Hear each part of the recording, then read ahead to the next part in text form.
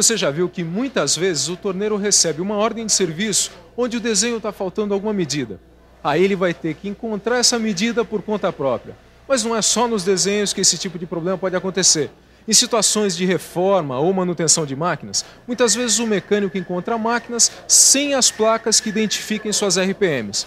Vamos imaginar que você seja um mecânico de manutenção e precise descobrir a RPM operacional de uma dessas máquinas sem placa de identificação. Você saberia resolver esse problema? Ah, você não sabe o que é RPM. Não se preocupe que você está na teleaula certa. É justamente isso que a gente vai aprender aqui hoje. Na teleaula de hoje, você vai aprender o que é RPM e como realizar o cálculo de RPM de polias. Como calcular a RPM em conjuntos redutores de velocidade. E como calcular a RPM de engrenagens. Oi! Hoje eu vou fazer a manutenção de uma furadeira de bancada. Na verdade, o mestre Silva pediu que eu fizesse uma reforma nessa furadeira. O problema é que a placa de identificação das RPM desapareceu. E eu vou ter que descobrir as várias velocidades operacionais para se fazer uma nova plaqueta. Eu acho melhor eu pedir ajuda ao mestre Silva. E você fique atento, que a nossa teleaula de hoje está apenas começando.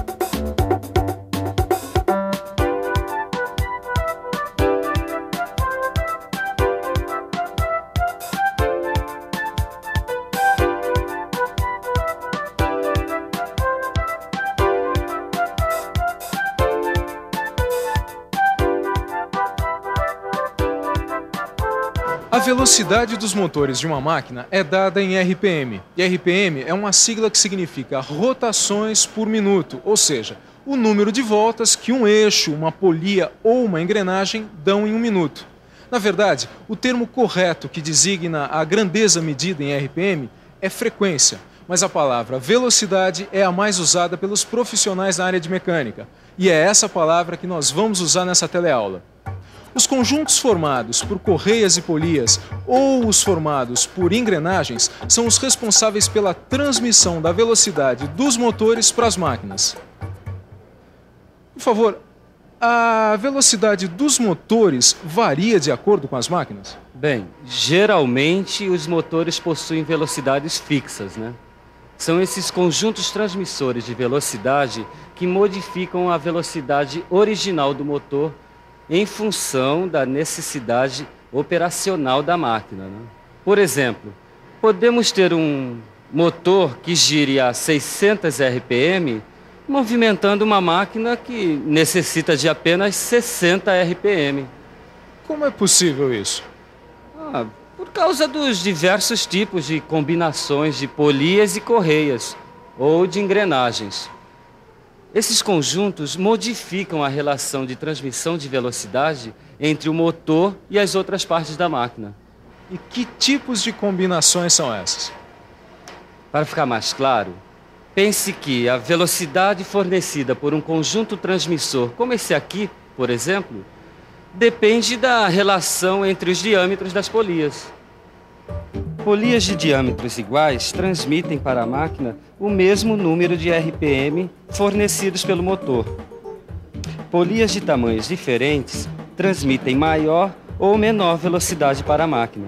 Se a polia motora, ou seja, a polia que fornece o movimento, é maior que a polia movida, isto é, aquela que recebe o movimento, o número de RPM transmitido para a máquina é maior. Se a polia movida é maior que a motora, a velocidade transmitida para a máquina é menor. Como você pode ver, a velocidade fornecida pelo conjunto transmissor depende da relação entre os diâmetros das polias. Conjunto. Reunião de várias partes que formam um todo. Transmissor, aquilo que transmite, que envia de um lugar para o outro. Ô, mestre Silva, eu tava te procurando. Ô, Tito, o que você quer? Sabe aquela máquina que você pediu que eu reformasse? Ah, sei, a furadeira de bancada, o que tem?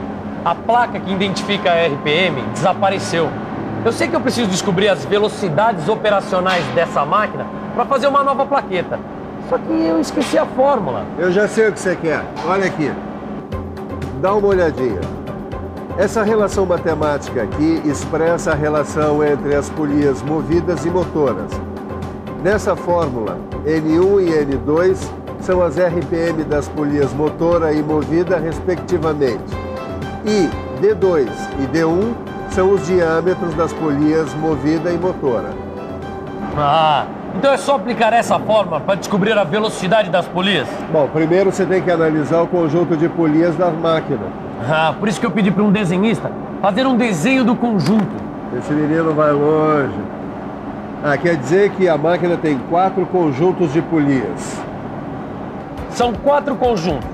E as polias motoras são de tamanhos diferentes das polias movidas. Então a velocidade das polias movidas será sempre diferente da velocidade das polias motoras. É isso que você vai ter que calcular.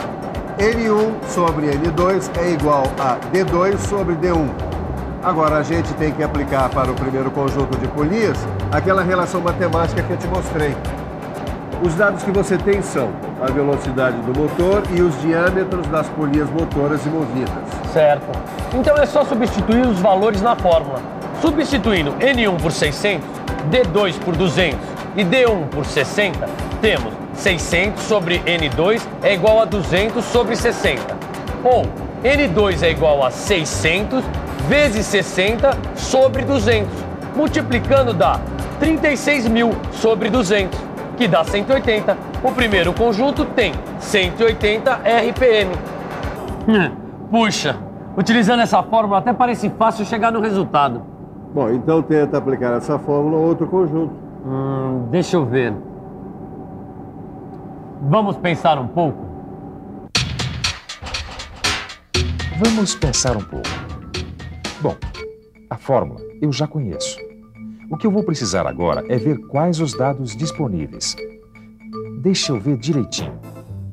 Ah, como eu tenho a velocidade do motor, que é 600, e os diâmetros das polias motoras e movidas, agora é só substituir. Então fica 600 sobre N2 igual a 150 sobre 100. E agora? Ah, já sei. Vou separar a incógnita e formar a equação N2 igual a 600 vezes 100 sobre 150. Agora eu vou multiplicar 600 por 100, que vai dar 60.000. Então fica 60.000 dividido por 150, que dá 400. Pronto. Achei a velocidade da polia de diâmetro 150. É 400 RPM. 400 RPM. Bom, agora eu posso voltar ao meu trabalho. Muito obrigado, hein, mestre Silva? É, que isso. Precisando é só chamar.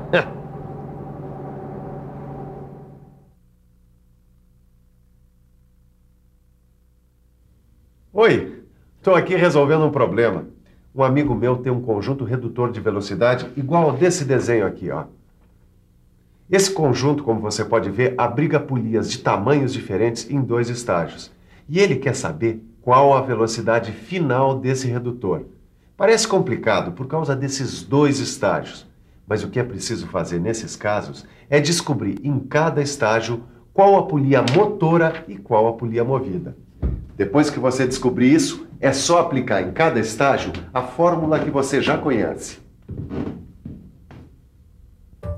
O que eu tenho que encontrar é a RPM das polias movidas do primeiro e do segundo estágios. A fórmula eu já conheço. Agora eu preciso colocar os dados do primeiro estágio. Eu sei que o N1 é 1000, que o D2 é 150 e D1 é 60. Preciso encontrar N2, que é a RPM da polia movida. Agora é só substituir e calcular. N2 vai ser igual a 1000 vezes 60 sobre 150. 1000 vezes 60 dá 60.000. Agora é só dividir por 150 que eu vou ter o resultado para o primeiro estágio. Agora eu sei que N2 é igual a 400 RPM. Agora presta atenção numa coisa. A polia motora do segundo estágio está acoplada à polia movida do primeiro estágio. Aqui é preciso prestar atenção, porque N2 da polia movida do primeiro estágio é N1 da polia motora do segundo estágio. Ou seja, N2 vai ser igual a N1. E como N2 do primeiro estágio é 400 RPM, esse vai ser o valor de N1 no segundo estágio. Então eu já tenho o N1, que é 400, certo? Agora eu vou procurar o N2 do segundo estágio. O D2 é 200 e o D1 é 50. Seguindo a mesma fórmula, eu sei que o N2 vai ser igual a 400 vezes 50 dividido por 200. Multiplicando 400 por 50 vai dar 20.000, que dividido por 200 vai dar 100 RPM. Pronto!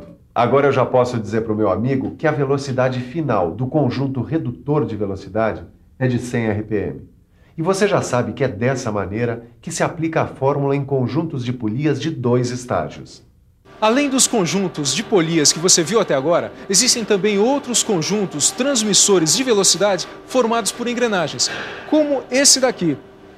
Por favor, qual é a diferença entre esse conjunto aqui e aquele outro que nós vimos? Nesse tipo de conjunto formado por engrenagens, o que faz alterar a RPM é o número de dentes das engrenagens motoras e movidas.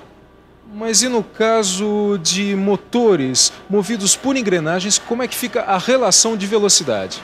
Bom, nesse caso, as engrenagens com o mesmo número de dentes apresentam o mesmo número de RPM. E engrenagens com quantidades diferentes de dentes apresentam mais ou menos RPM, dependendo da relação entre o menor ou maior número de dentes das engrenagens motora e movida. Como você viu, nos conjuntos de polias, a velocidade transmitida para a máquina depende da relação entre os seus diâmetros. No caso dos conjuntos de engrenagens, a velocidade transmitida para as máquinas depende da relação entre os seus números de dentes. Ei, Titão, como é que tá lá o serviço? Ah, tá tudo certinho. Aliás, eu tenho uma dúvida. É? Se em vez de polia eu tivesse que calcular a RPM num conjunto movido por engrenagens, a fórmula seria a mesma? Claro, a fórmula seria a mesma. Só que em lugar de D você ia colocar a letra Z, sendo que N1 e N2 são as RPM das engrenagens motor e movida. E Z2 e Z1 são o número de dentes das engrenagens movida e motora. Ah, bom, é melhor eu anotar isso antes que eu esqueça. Bom, agora é hora da comida. Enquanto a gente almoça, que tal uma boa revisão? E atenção, se liga aí, que é hora da revisão. Na teleaula de hoje, você viu que a velocidade dos motores é dada em RPM. Aprendeu a calcular a RPM de um conjunto de polias, de um conjunto redutor de velocidade e, afinal, aprendeu também a calcular a RPM de um conjunto formado por engrenagens. Hoje você aprendeu que a velocidade dos motores é dada em RPM. Agora você sabe a forma de calcular a velocidade do seu aprendizado? É a quantidade de vezes que você estuda o livro e faz os exercícios. Neles você vai colocar em prática tudo o que aprendeu. Até a próxima!